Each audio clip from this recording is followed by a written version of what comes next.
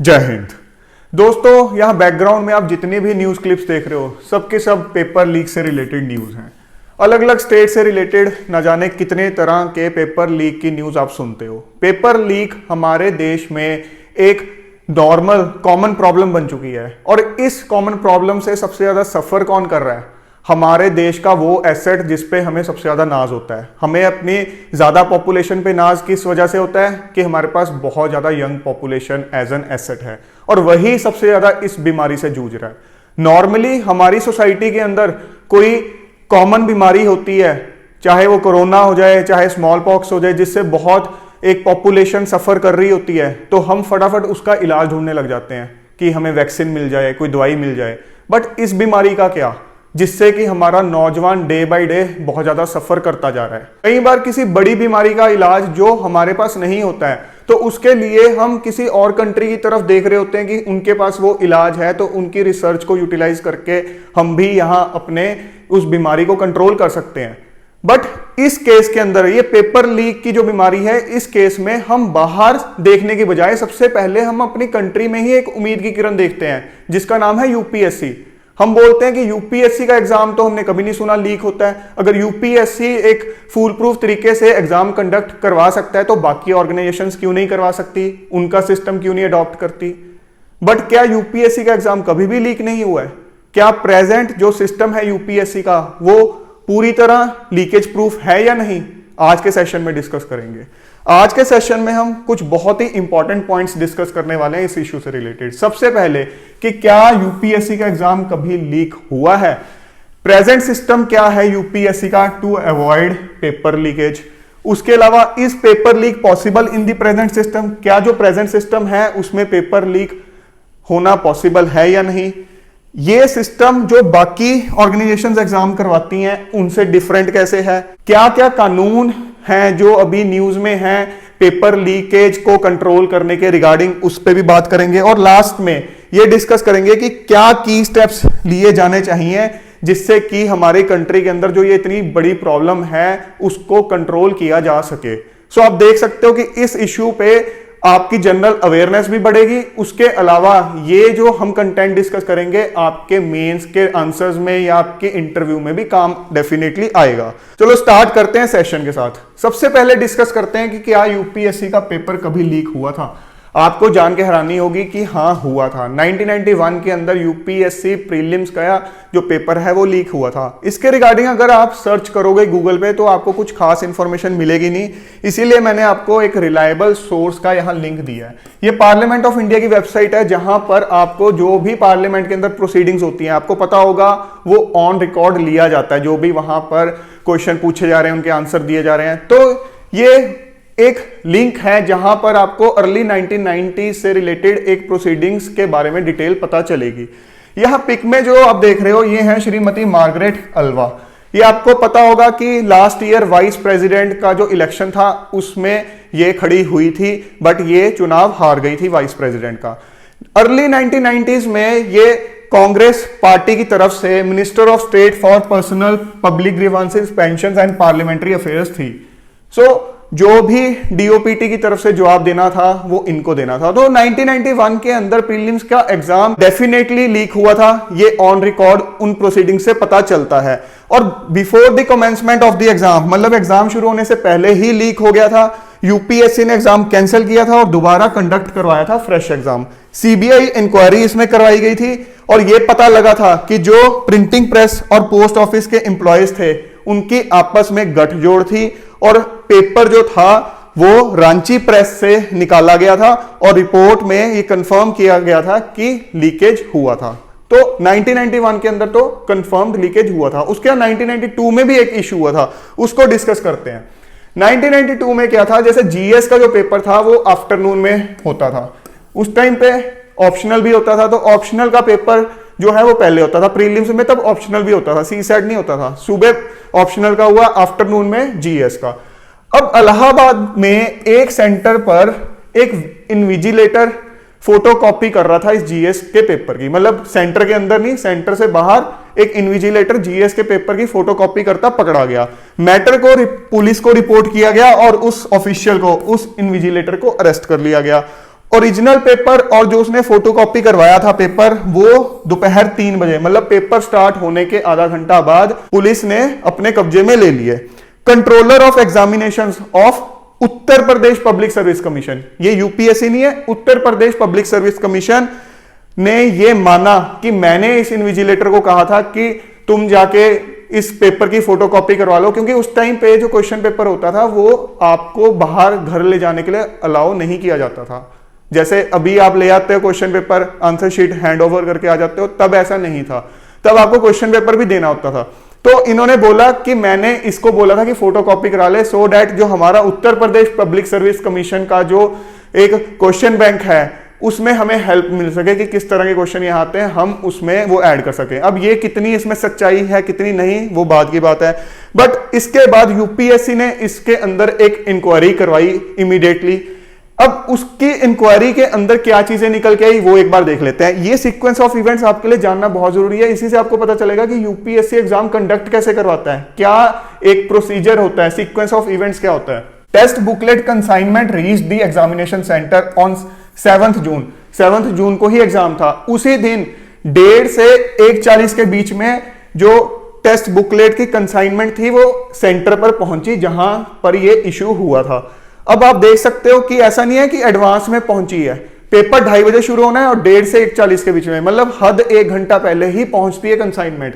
उसके बाद in accordance with the prescribed procedure this sealed test booklets box was open at 2 PM, मतलब 2:30 बजे paper है और 2 बजे से पहले उसकी सील नहीं खोली जाती है, 2 बजे उसकी सील खोली गई।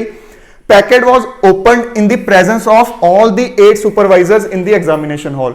उस एग्जामिनेशन हॉल में जो 8 सुपरवाइजर्स थे उनकी प्रेजेंस में पैकेट की सील खोली गई और सबने मेमो के ऊपर साइन किया कि हाँ हम वहां प्रेजेंट थे, तो हमारी प्रेजेंस में ही सील खोली गई है, उससे पहले सील के साथ कोई भी टेम्परिंग नहीं की गई है। Since leakage was not before the start of the exam, कि जैसे हमने 1991 में देखा कि एग्जाम स्टार्ट होने से पहले ही लीकेज हो गया था प्रेस से, बट यहां पर यह कहा गया कि लीकेज जो थी वो एग्जाम स्टार्ट होने से पहले नहीं हुई थी। तो यूपीएससी ने डिसाइड किया कि हम इसको एग्जाम में एक लीकेज नहीं मानेंगे और कैंसिल नहीं करेंगे एग्जाम को। ऑल्दो उसके बाद सीबीआई इंक्वायरी भी करवाई गई, जो भी ऑफिशियल्स जिनको अरेस्ट किया गया था उनके रिगार्डिंग कि क्या फर्दर इन्वेस्टिगेशंस निकल के आएंगी, उसके लिए सीबीआई इंक्वायरी फिर भी करवाई गई, बट इस साल ये एग्जाम कैंसिल नहीं किया गया था। अब थोड़ा आगे चलते हैं।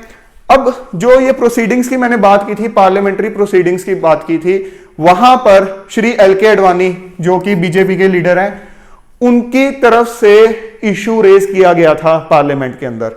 इशू क्या रेज किया गया था, बहुत इंपॉर्टेंट उन्होंने बात बोली थी। उन्होंने ये बोला था कि जब हमारी कंट्री के अंदर कोई भी एग्जाम का पेपर लीक होता है तो वो यंगस्टर्स पे, हमारी कंट्री के यूथ पे एक बहुत ही नेगेटिव इंपैक्ट डालता है, बट जब यूपीएससी का पेपर लीक हो जाता है तो entire credibility of examination system is undermined, मतलब पूरी कंट्री का जो एग्जामिनेशन सिस्टम है वो अंडरमाइंड हो जाता है।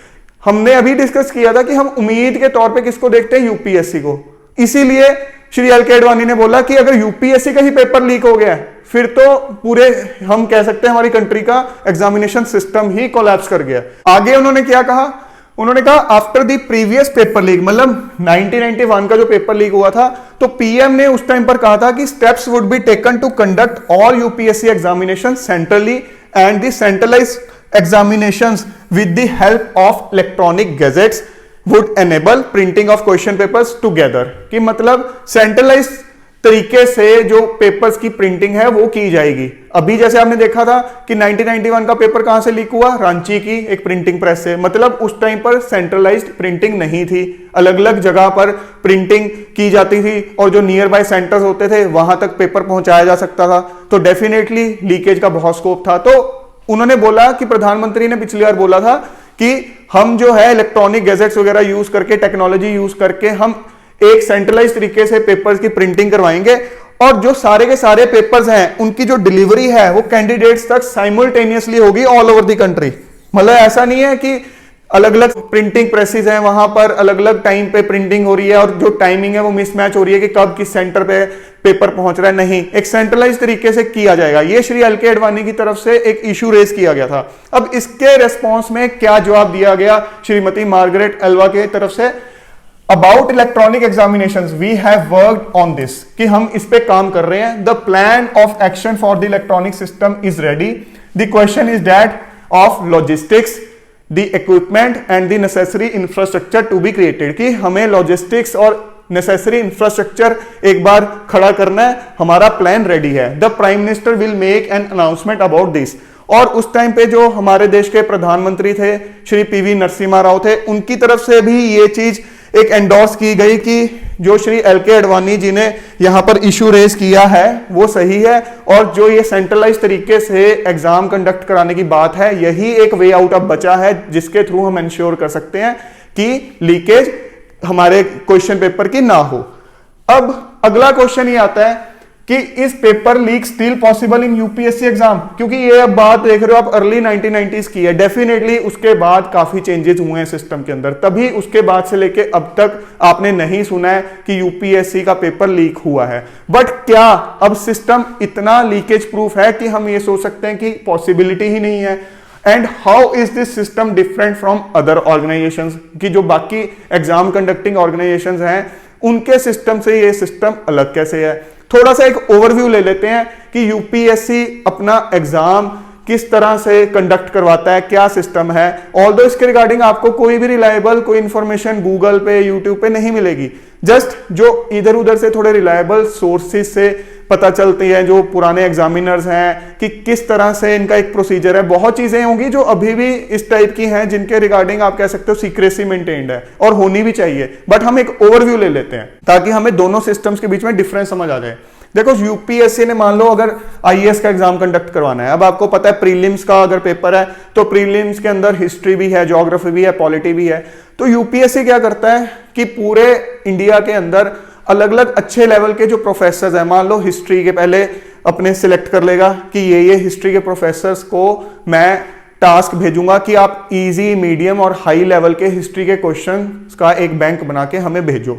ऐसे ही पॉलिटी के सिलेक्ट कर लिए, ज्योग्राफी के कर लिए, अलग अलग प्रोफेसर्स को अलग अलग अच्छी अच्छी यूनिवर्सिटीज के अंदर उन्होंने वो टास्क दिया. अब सबने अपने अपने इजी, मीडियम, डिफिकल्ट क्वेश्चंस के सेट बना के भेज दिए. अब इनके पास एक बड़ा क्वेश्चन बैंक आ गया. अब ये अपने एक सॉफ्टवेयर में डालेंगे और मिक्स करेंगे सबके सब क्वेश्चंस को. चाहे कोई एफिडेविट दे रहा है, अंडरटेकिंग दे रहा है कि ठीक है मैं अपने जो क्वेश्चंस हैं वो किसी को लीक नहीं करूंगा, या मेरा कोई नोन इस बार एग्जाम नहीं दे रहा, बट स्टिल आप ह्यूमन एलिमेंट है तो इसलिए इस चीज पे रिलाई नहीं कर सकते हो. तो इसलिए सारे के सारे क्वेश्चंस को मिक्स कर दिया जाता है और सॉफ्टवेयर रैंडमली एक्सट्रैक्ट करता है कि इजी क्वेश्चंस हिस्ट्री के ये सिलेक्ट कर लिए, कोई किसी प्रोफेसर का, कोई किसी का, ऐसे ही अलग अलग सब्जेक्ट्स के. तो एक रैंडम सेट ऑफ पेपर बन गया. अब वो पेपर जो फाइनली बना है वो भी ऐसा नहीं है कि यूपीएससी के अंदर सबको पता है. आप ये लगा सकते हो सिर्फ और सिर्फ चेयरपर्सन को पता है कि ये एक फाइनल सेट बना है पेपर का, और उसके बाद वो जाएगा प्रिंटिंग प्रेस में. अब जो प्रिंटिंग प्रेस है वो इन हाउस प्रिंटिंग होती है यूपीएससी के अंदर. अब यूपीएससी कहीं बाहर नहीं भेजता है, यूपीएससी के अंदर ही एक अलग सेक्शन है प्रिंटिंग प्रेस का. और ऐसा भी नहीं है कि हाँ उनको बताया जाता है कि ठीक है जी ये आईएएस के एग्जाम का क्वेश्चन पेपर है, इसको प्रिंट करो.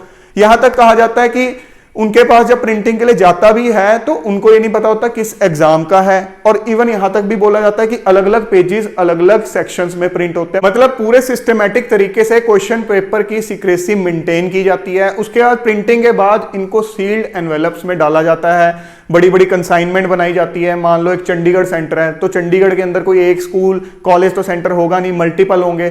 तो चंडीगढ़ का एक पूरा जो आप कह सकते हो कंसाइनमेंट एक जगह भिजवाया जाएगा. वहां पर जाकर एक सेफ कस्टडी के अंदर, जैसे एक बैंक का आप कह सकते हो एक स्ट्रांग रूम होता है, ऐसे ही किसी जगह पर एक सेफ कस्टडी के अंदर उसको पहुंचाया जाएगा एग्जाम से जस्ट एक दिन पहले. ये नहीं है कि काफी टाइम पहले पहुंचा दिया. और जो कंसर्न्ड एडमिनिस्ट्रेशन होती है उसकी रेस्पॉन्सिबिलिटी होती है, एसडीएम की ड्यूटी होती है सेफ्टी की भी. और उसके बाद इस लॉकर से या जो भी स्ट्रांग रूम से अलग अलग सेंटर्स तक जो अलग अलग पैकेट्स हैं क्वेश्चन पेपर के उनको पहुंचाने की. सो लॉकर से एग्जाम वाले दिन, एग्जाम से जस्ट 1 घंटा पहले ही एग्जामिनेशन सेंटर पे सील्ड तरीके से जो क्वेश्चन पेपर्स हैं उनको पहुंचाया जाता है. और जैसा कि हमने देखा था सिर्फ आधा घंटा पहले ही सील खोल के वो डिस्ट्रीब्यूट किए जाते हैं अलग अलग जो रूम्स होते हैं पूरे एग्जामिनेशन सेंटर के अंदर, और उसके बाद आपको पता है जो भी प्रोसेस होता है कि इन्विजिलेटर आपको डिस्ट्रीब्यूट करता है ओएमआर शीट वगैरह। सो इस तरह से एक ओवरव्यू हमने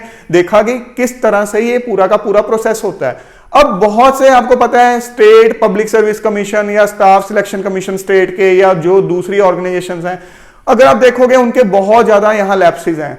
किसी की प्रिंटिंग बाहर हो रही है, किसी ने प्रिंटिंग आउटसोर्स कर रखी है किसी प्राइवेट ऑर्गेनाइजेशन को, कोई इस तरह से मुझे नहीं लगता बहुत ज्यादा एफर्ट करता होगा कि एक क्वेश्चन बैंक इस तरह से बनाया जाए कि कहीं से भी वो चीज लीक आउट ना हो। बहुत पॉसिबिलिटी होती है कि अगर आप एक प्रॉपर स्ट्रेटेजी नहीं रखोगे क्वेश्चन पेपर फ्रेम करने की तो लीकेज हो जाए, पार्शियल लीकेज हो जाए चाहे। उसके बाद जब प्रिंट हो जाते हैं, प्रिंटिंग के बाद आप जब लेके जा रहे हो, ट्रांसपोर्टेशन की कई बार आउटसोर्सिंग कर देते हैं, या जो लोगों को ड्यूटी दे रहे हैं उनका कोई बैकग्राउंड नहीं चेक कर रहे हैं, ये नहीं देख रहे उनका पास्ट ट्रैक रिकॉर्ड या उनकी रेपुटेशन कैसी है, तो वहां पे कॉम्प्रोमाइज हो जाता है। लॉकर से या स्ट्रांग रूम से जिस दिन एग्जामिनेशन हॉल तक जाना है पेपर, वहां पर भी ट्रांसपोर्टेशन में कॉम्प्रोमाइज हो जाता है। सो आप देख सकते हो कि अलग अलग जगह है जहां से लीकेज पॉसिबल है। सो इसीलिए आप इतने मामले देखते हो लीकेज के।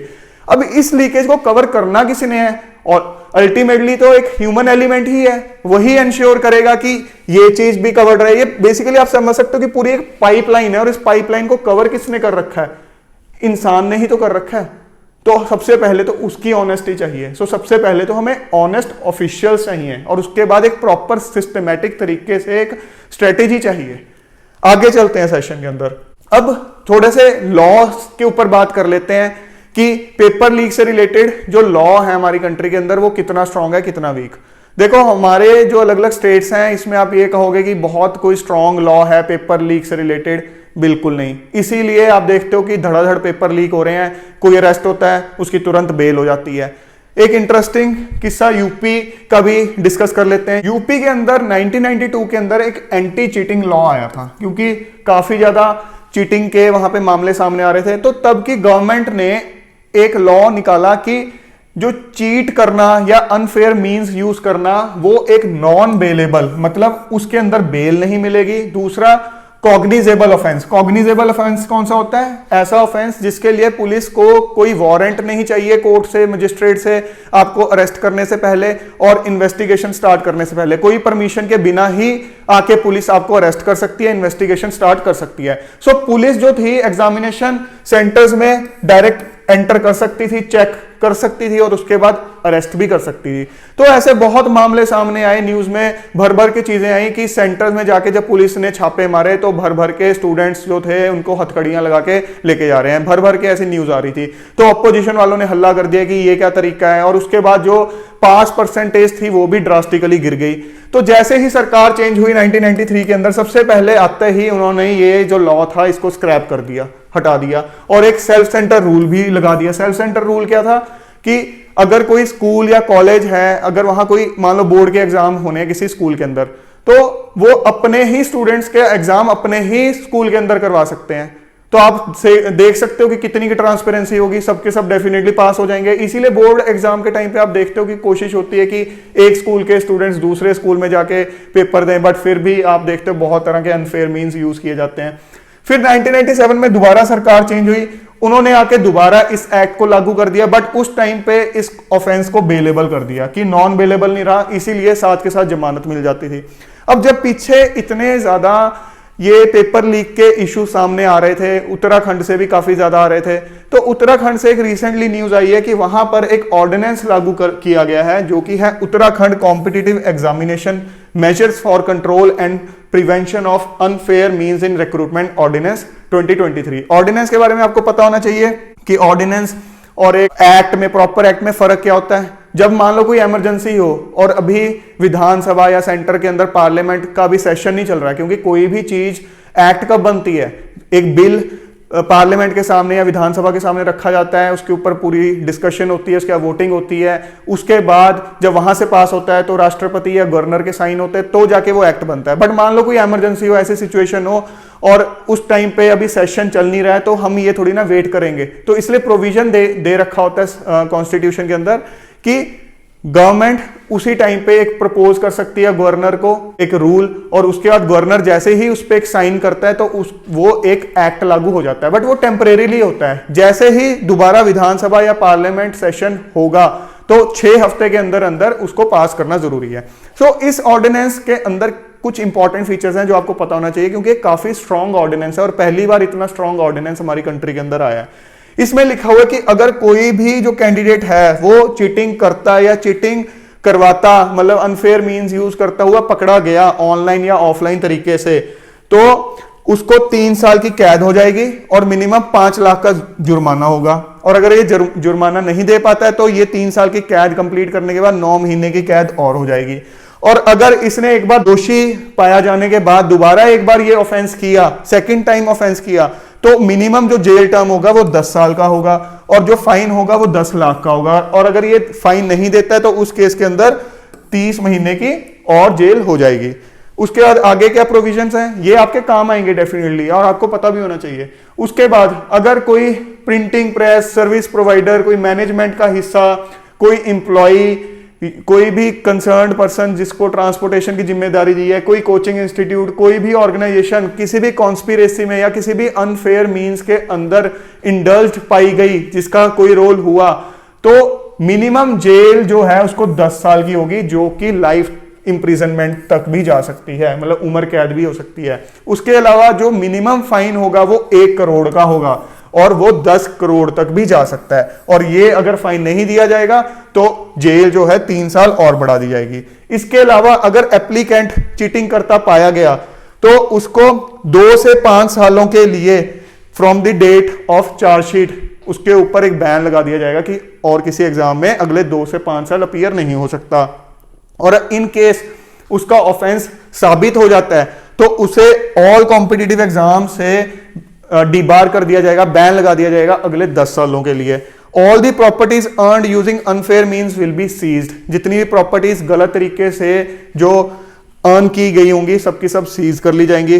दी ऑफेंसेस आर कॉग्निजेबल, जैसा कि हमने पहले डिस्कस किया था, non bailable and non compoundable. Non compoundable का क्या मतलब हुआ कि कुछ ऑफेंसेस ऐसे होते हैं कि मान लो एक पार्टी ने दूसरी पार्टी पे आरोप लगाया है, अगर ये दोनों पार्टीज आपस में कॉम्प्रोमाइज करने को तैयार हैं तो कोर्ट कहती है ठीक है आप अपना बाहर फैसला कर लो, आप अपना कॉम्प्रोमाइज, जिसको हम बोलते हैं कॉम्प्रोमाइज कर लो।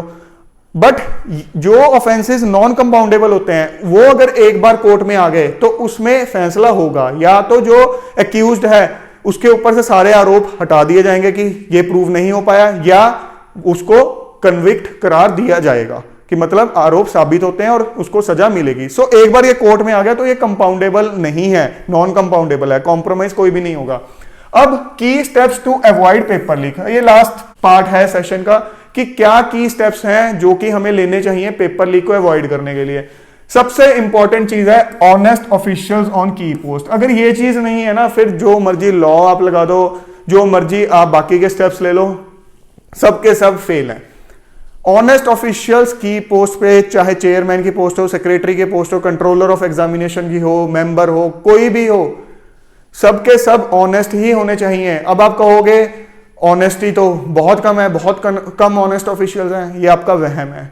हमें वो लगता है जो हमारा 1-2 बार एक तजुर्बा हो जाता है, एक्सपीरियंस हो जाता है, या जो हमारे मूवीज वेब सीरीज हमारे दिमाग में चीजें डाल देती हैं। सिस्टम के अंदर, ब्यूरोक्रेसी के अंदर अभी भी बहुत से ऑनेस्ट ऑफिशियल्स हैं और ये बहुत इजीली पता किया जा सकता है कि कौन सा ऑफिशियल ऑनेस्ट है या नहीं है।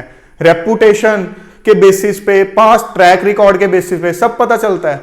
हमारे सिस्टम में बहुत सी की पोस्ट पे आज भी सोच समझ के किसी ऑफिशियल को लगाया जाता है। कई पोस्ट ऐसी गवर्नमेंट में सेंसिटिव होती हैं, अगर उस पर कोई करप्ट ऑफिशियल लगा दिया, गवर्नमेंट को भी पता है, तो सारा का सारा सिस्टम हिल जाएगा।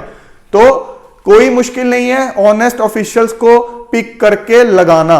अब ये डिपेंड करता है गवर्नमेंट के ऊपर कि वो चाहती है ये चीज दिल से या नहीं।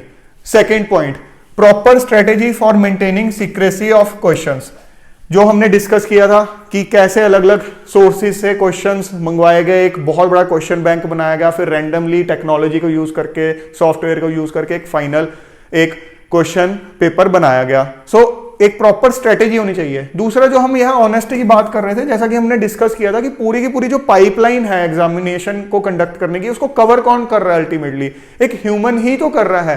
तो कहीं से भी अगर हम कहें कि लीकेज प्रूफ होगा सिस्टम एग्जामिनेशन, वो कैसे होगा कि ये सारे के सारे जो ऑफिशियल्स हैं ये बिल्कुल ऑनेस्ट हों, उस पाइप को अच्छे से कवर करके रखें, कोई एक गुंजाइश ही ना बचे कि पेपर लीक हो सके।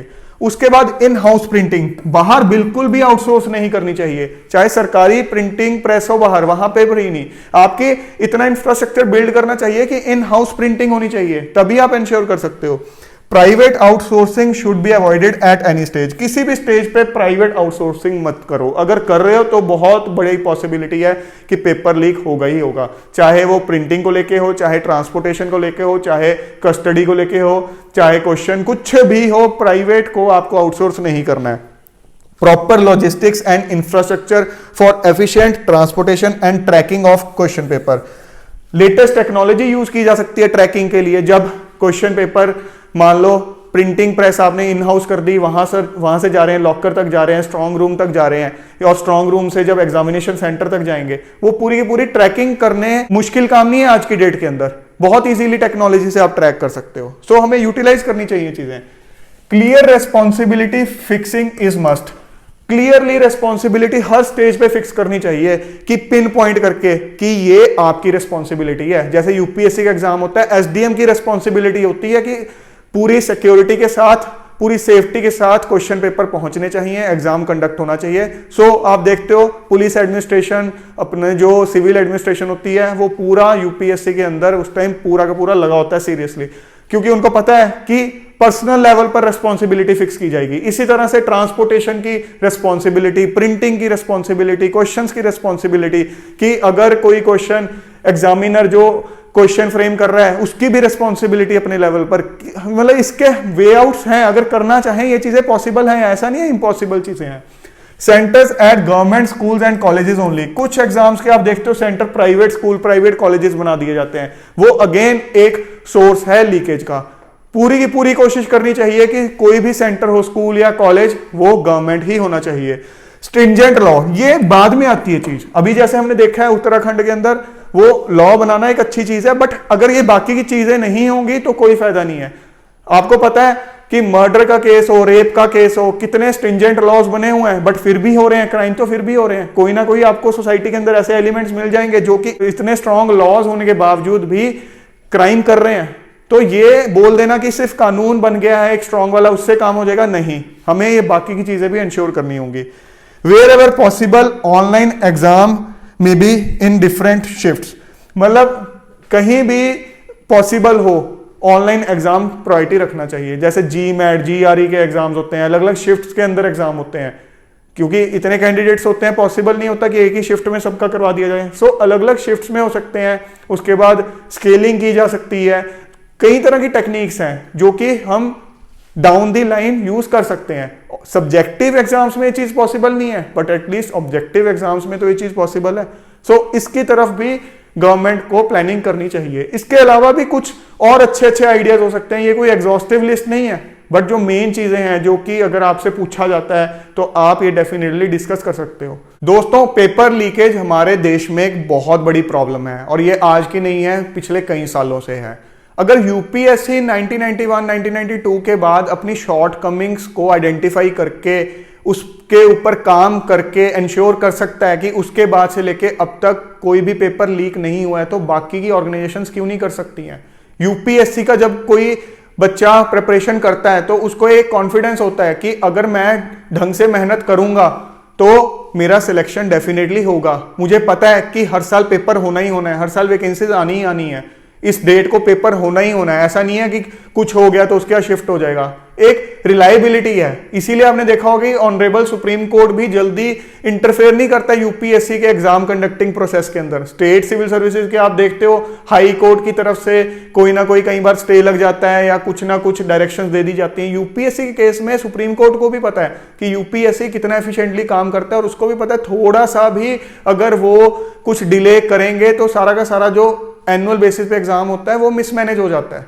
तो अगर यूपीएससी कर सकता है तो बाकी की ऑर्गेनाइजेशंस भी कर सकती हैं, स्टेट गवर्नमेंट्स भी कर सकती हैं। बात सिर्फ विल की है, चाहत की है, करना चाहते हो या नहीं करना चाहते हो। पॉसिबिलिटी हर चीज की है, हर चीज पॉसिबल है। तो फ्रेंड्स, आई होप आज के सेशन से आपको एक अच्छा एक्सपोजर मिला है पेपर लीक के मुद्दे से रिलेटेड। सो जल्द मिलेंगे एक और नए और इंपॉर्टेंट सेशन के साथ। Till then keep grinding yourself and stay fit and healthy. जय हिंद।